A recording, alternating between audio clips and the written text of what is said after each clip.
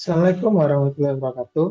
Halo rekan-rekan mahasiswa, kembali lagi di mata kuliah Interaksi Manusia dan Komputer. Saat ini kita akan memasuki pertemuan keempat ya, dengan materi pembahasan mengenai ragam dialog.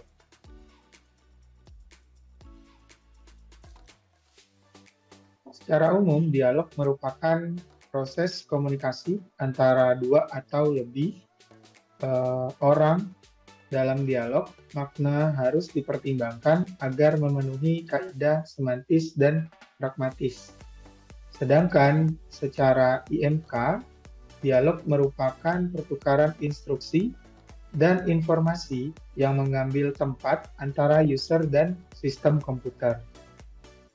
Ragam dialog bisa diartikan sebagai proses pertukaran komunikasi antara satu atau lebih dalam pengambilan kaidah informasi dalam user dan sistem komputer. Nah, tujuan dibuatnya ragam dialog pada IMK untuk menyajikan dan mendiskusikan berbagai teknik dialog yang ada dan untuk mengidentifikasikan beberapa kekuatan dan kelemahan dari setiap teknik dialog yang akan disajikan. Nah, adapun beberapa sifat setiap ragam dialog. Yang pertama ada inisiatif, kedua keluasan, yang ketiga kompleksitas, yang keempat kekuatan, dan yang kelima beban informasi. Yang pertama, inisiatif. Pengguna memberikan tanggapan atas prompt yang diberikan oleh komputer untuk memasukkan perintah atau parameter perintah. Nah, inisiatif oleh komputer, pengguna memberikan tanggapan atas arahan dari komputer, definisi himpunan yang ditetapkan sebelumnya. Contoh, yes atau no, kemudian menu, dan lain sebagainya. Kemudian inisiatif oleh pengguna, terbukaan lebih luas. Contohnya dalam command line di command prompt. Yang kedua, kelulusan. Nah, pengguna mempunyai kesempatan melakukan customizing dan memperluas antarmuka dari sebuah sistem untuk memenuhi kebutuhannya. Misalnya kita membagi layar kita menjadi dua tampilan antarmukanya atau dua screen, kemudian screen-nya bisa kita besarkan atau kita kecilkan, seperti itu ya. Yang ketiga, kompleksitas. Pengelompokan dalam penerapan model yang diinginkan oleh pengguna ke dalam sistem, dan hal ini dapat diperoleh dengan menggunakan hierarki atau ortogonalitas ataupun keduanya. Yang keempat, kekuatan. Nah, jumlah kerja yang dapat dilakukan oleh sistem untuk setiap perintah yang diberikan oleh pengguna. Ya, jadi apakah komputer kita bisa multitasking, kemudian bisa berapa banyak yang bisa tabulasi yang dibuka ataupun program yang dibuka, seperti itu. Kemudian yang terakhir, yang kelima, beban informasi. Nah, dalam hal ini menitik beratkan pada penyajian informasi yang dihasilkan komputer kepada pengguna. Agar penyampaian informasi ini dapat berdaya guna dan beban informasi yang terkandung di dalam suatu ragam dialog seharusnya disesuaikan dengan aras penggunanya atau kebutuhan dari pengguna. Kemudian karakteristik ragam dialog, yang pertama adalah konsistensi, yang kedua umpan balik, yang ketiga observabilitas, yang keempat kontrolabilitas, yang kelima efisiensi, dan yang keenam keseimbangan. Kemudian pertama, konsistensi, yaitu merupakan sistem yang konsisten akan mendorong pengembangan mentalitas dengan memberikan petunjuk kepada pengguna untuk mengekstrapolasi pengetahuan yang ia miliki untuk memahami perintah yang baru lengkap dengan pilihan yang ada. Kemudian yang kedua, umpan balik. Pada ragam dialog, jika pengguna melakukan kesalahan komputasi, maka program akan menampilkan suatu pesan kesalahan ataupun pesan error. Tetapi pada program komputer yang tidak ramah, pengguna sering harus menunggu proses yang sedang berjalan, sementara pengguna tidak tahu status proses saat itu, apakah sedang melakukan komputasi, sedang mencetak hasil, atau bahkan komputernya macet atau ngeheng ya, karena suatu sebab.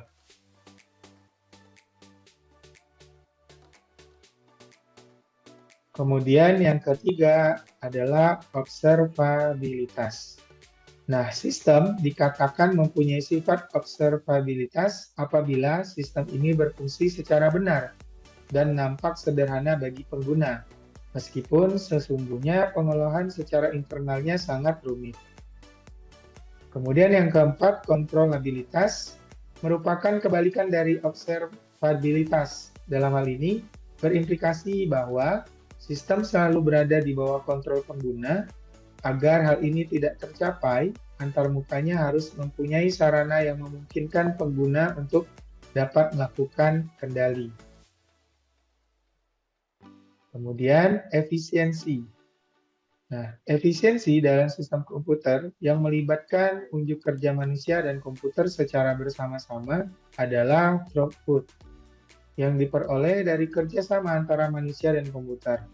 Sehingga meskipun efisiensi dalam aspek rekayasa perangkat lunak sistem menjadi sangat penting, jika mereka berpengaruh pada waktu tanggap atau laju penampilan sistem.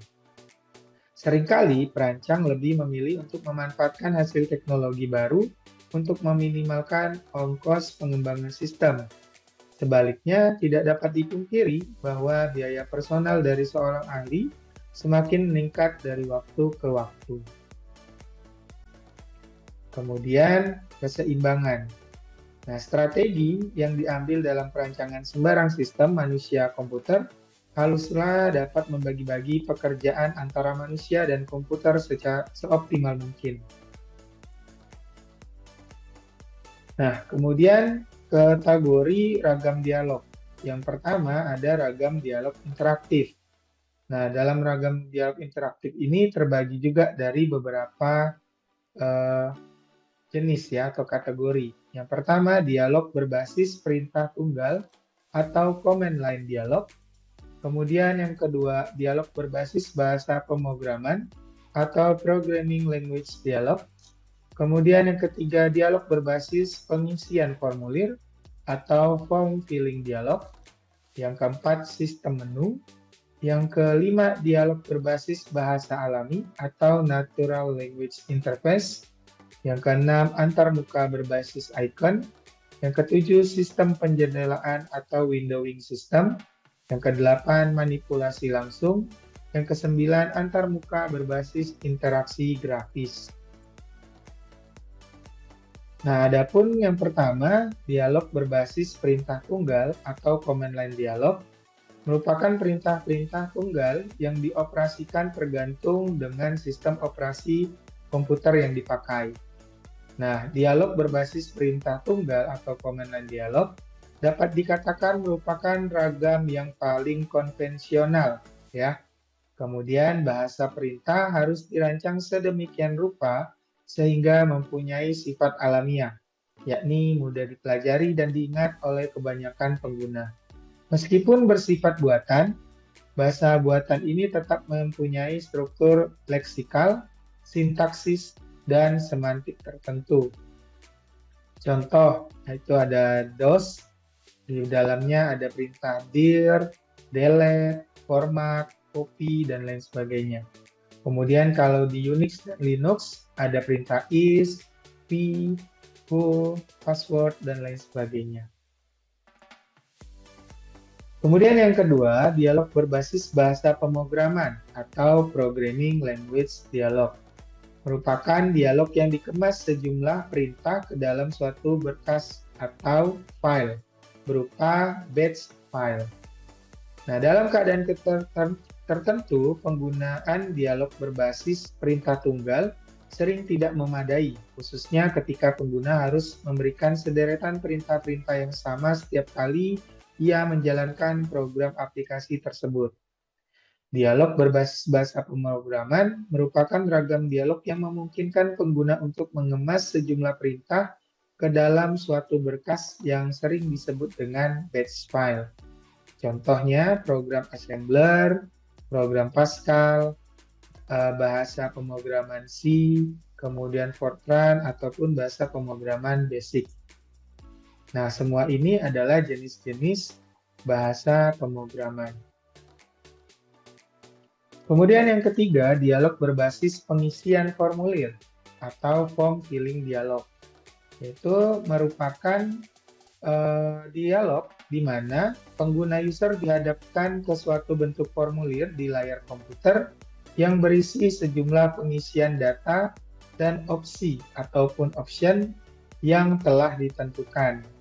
Sebagai dasar untuk pendataan layar berbentuk formulir, data diinputkan pada kolom-kolom yang telah tersedia, perlu rancangan yang baik, dan ada fasilitas perbaikan atau koreksi. Nah, ini adalah contoh dari dialog berbasis pengisian formulir atau form filling dialog ya. Yang pertama ada form input data siswa di mana ada kolom pengisian kode, kemudian nama, tempat lahir, alamat, pangkat, gender, tahun angkatan, nomor telepon, dan peminjamannya. Seperti itu ya. Kemudian di sini ada form login dari Facebook ataupun form pendaftaran dari Facebook. Kemudian yang keempat adalah sistem menu. Nah, merupakan dialog yang menampilkan daftar sejumlah pilihan dalam jumlah terbatas. Nah, menu adalah daftar sejumlah pilihan dalam jumlah terbatas, yang biasanya berupa suatu kalimat atau kumpulan beberapa kata. Ditinjau dari teknik penampilan, pilihan-pilihan pada sebuah sistem menu. Ada dua jenis sistem menu. Yang pertama, sistem menu datar, dan yang kedua, sistem menu tarik. Nah, sistem menu datar. Jenis yang pertama adalah selektor pilihan. Nah, sistem menu datar merupakan sistem menu yang menampilkan semua pilihan secara lengkap. Dalam menentukan jenis selektor yang akan digunakan, seperti angka, huruf, atau kombinasinya. Salah satu bahan pertimbangannya adalah banyaknya pilihan yang akan disediakan. Penggunaan selektor yang berupa angka tidak termasuk angka 10.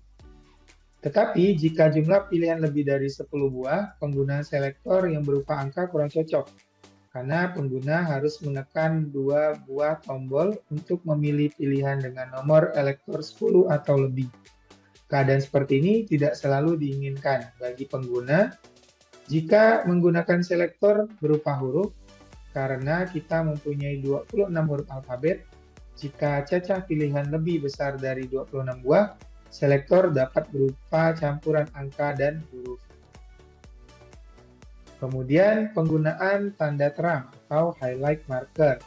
Ya, cara lain untuk menentukan pilihan pada daftar menu datar adalah menggunakan suatu mekanisme yang disebut tanda terang atau highlight marker yang dapat digerakkan pada semua pilihan yang ada di layar. Dengan cara ini, pengguna dengan bantuan tombol khusus seperti arah ke kiri, kemudian arah kursor atas, arah kursor ke kanan, atau arah kursor ke bawah, atau dengan menggunakan mouse, menempatkan tanda terang ke suatu pilihan yang ia inginkan, kemudian pengguna harus menekan tombol Enter atau mengklik mouse untuk mengkonfirmasikan pilihannya. Nah, ini adalah contoh sistem menu datar atau selektor pilihan yang kita buat atau kita jalankan di program C dan lain sebagainya. Di sini tersedia menu makanan dan minuman dari Alphard Cafe, di mana menu makanannya ada pilihannya yang pertama 1 nasi goreng, 2 mie ayam, 3 mie bakwan, keempat soto. Kemudian pilihan menu minumannya yang pertama es teh, 2 es jeruk, 3 jus alpukat. Nah, di sini akan ada kursor pilihannya ya. Jadi kita pilih misalnya angka 1, kita pilih makanannya, kita klik 1 dan enter, maka menu makanan yang kita pilih adalah nasi goreng. Kemudian nanti dia akan memberikan pilihan minuman, kita pilih 2, enter, maka pilihan yang kita pilih adalah es jeruk. Kemudian contoh sistem menu datar menggunakan highlight marker atau menu yang kedua. Contohnya ada www.bsi.ac.id di mana ketika kita mengarahkan kursor ke pilihan menu mahasiswa atau pilih alumni, menu karyawan, dan lain sebagainya. Atau pemilihan karakter pada game Counter Strike. Nah, itu kan kita bisa gunakan mouse untuk memilihnya. Atau juga dari kursor yang berada di keyboard. Kemudian, sistem menu tarik. Kalau tadi menu datar, kalau berikutnya ini adalah yang kedua, sistem menu tarik. Nah, sistem menu tarik atau pull down yang berbasis pada struktur hierarki pilihan atau struktur pohon pilihan. Sistem menu tarik adalah sistem menu yang akan menampilkan pilihan dalam kelompok-kelompok tertentu pada sebuah subpilihan submenu dari suatu pilihan menu utama dapat mempunyai satu atau lebih subpilihan, dan seterusnya. Berikut adalah contoh sistem menu tarik atau pull down. Ya, ini dari misalnya menu bar pada Microsoft ataupun Office ya, Office Word kita, atau juga dari aplikasi MyBest seperti ini contohnya ya, kalau penggunaannya di web. Jadi ketika kita klik nanti dia akan turun ke bawah pilihan sub-sub menunya atau sub-sub pilihan. Itu juga misalnya kayak di menu bar pada Office, ketika kita klik menu file maka akan munculkan sub-sub pilihan menu lainnya. Selanjutnya, antarmuka berbasis bahasa alami atau Natural Language Interface merupakan dialog yang berisikan instruksi-instruksi dalam bahasa alami atau manusia yang diterjemahkan oleh sistem penerjemah. Nah, jika dialog berbasis perintah tunggal, instruksinya sangat dibatasi oleh sintaksis yang digunakan dengan bahasa alami. Pengguna dapat memberikan instruksi dengan kalimat-kalimat yang lebih manusiawi. Kata-kata bahasa sehari-hari bisa digunakan seperti display all dalam DBase. Contoh, cetak semua daftar mahasiswa yang mempunyai grade C, maka kita tinggal ketikkan perintah select bintang from data where grade sama dengan C. Ya. Kemudian selanjutnya keenam, antarmuka berbasis icon ya atau icon. Sejalan dengan penggunaan simbol-simbol dan tanda-tanda kehidupan kita sehari-hari, antarmuka sering memanfaatkan simbol-simbol dan tanda-tanda ini untuk memberitahukan pengguna akan kemampuan dan fasilitas yang dimiliki oleh suatu program aplikasi.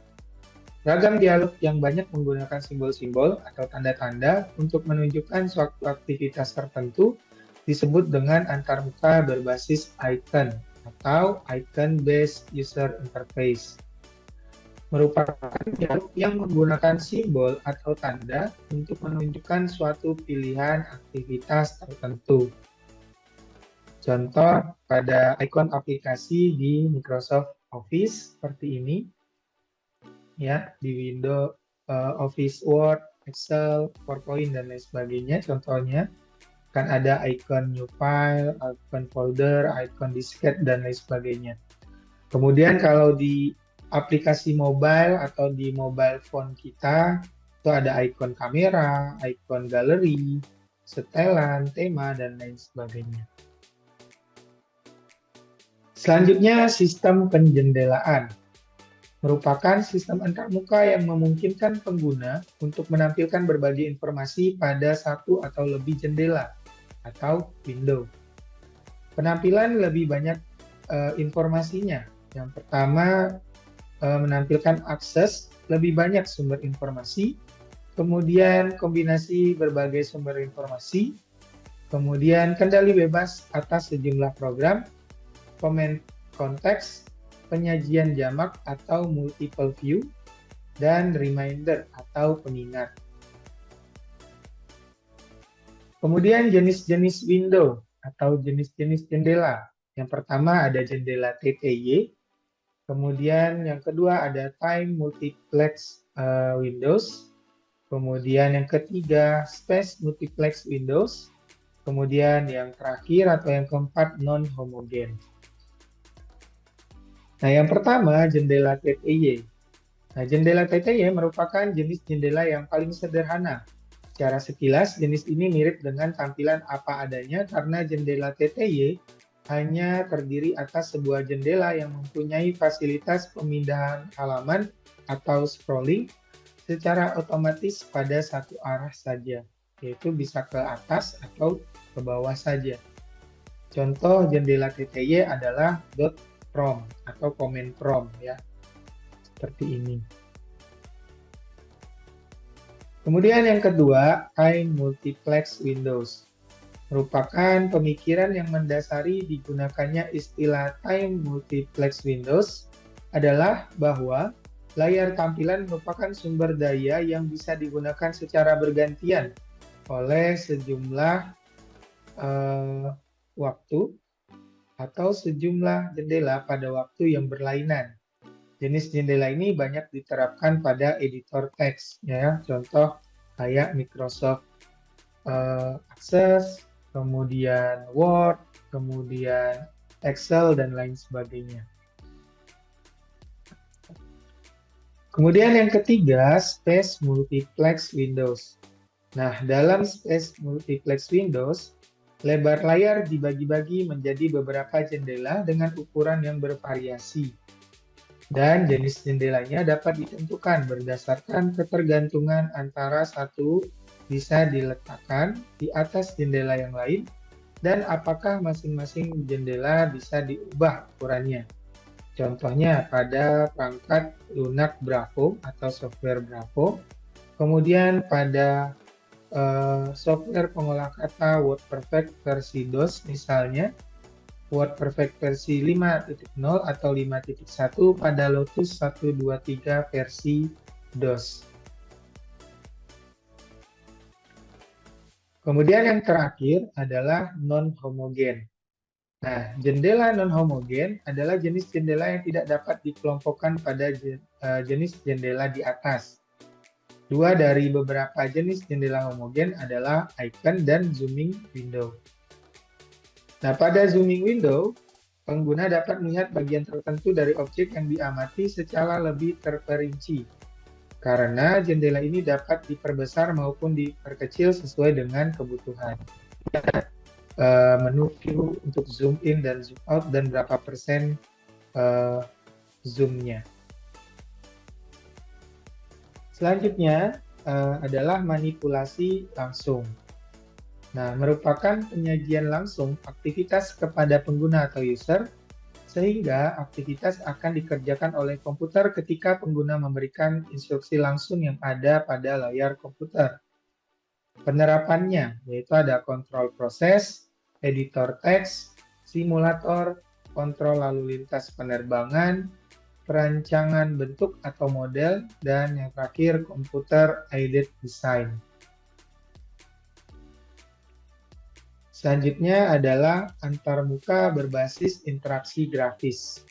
Nah, merupakan dialog berbentuk pesan atau informasi pada suatu gambar atau link yang tampil ketika pengguna melakukan suatu aktivitas.